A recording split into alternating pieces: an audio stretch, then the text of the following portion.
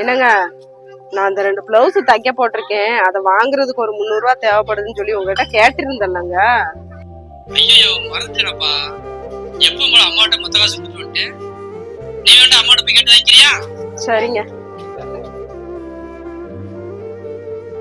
அத்தை, நான் அந்த 2 சடை துணி தைக்க போட்டிருந்தேன்.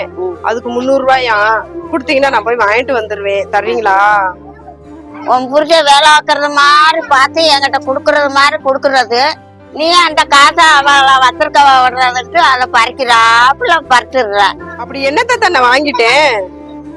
என்ன அந்த காசை அதை கொடுத்தாக்கா என்னை வச்சிருக்கவா விடுற. ரேஷன் கடைக்கு போகணும், பலசர கடைக்கு போகணும், அது வாங்கணும் இது வாங்கணும்ட்டு பொய்யும் புரட்டும் பேசி அந்த காசை பறிச்சு போடுறா.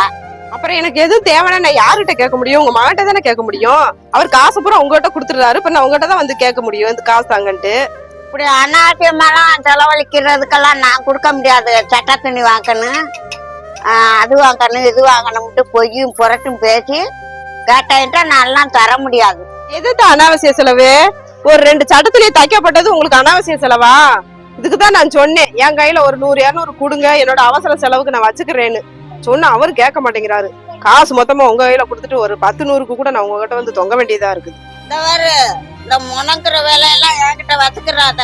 என் மையன் வரட்டும், வேலைக்கு போயிருக்கான்ல, நான் வர வச்சு சொல்லி என்ன செய்ய சொல்றீன்ட்டு பாத்துக்கிட்டே இருக்கு. சொல்லுங்க சொல்லுங்க, என்ன செய்வீங்க?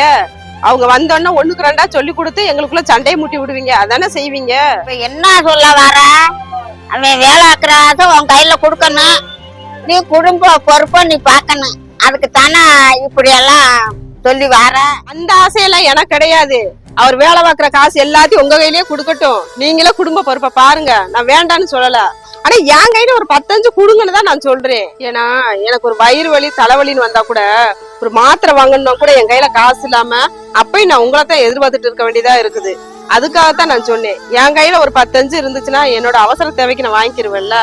இதை சொன்னதுக்கு நீங்க இவ்வளவு பேச்சு பேசுறீங்க.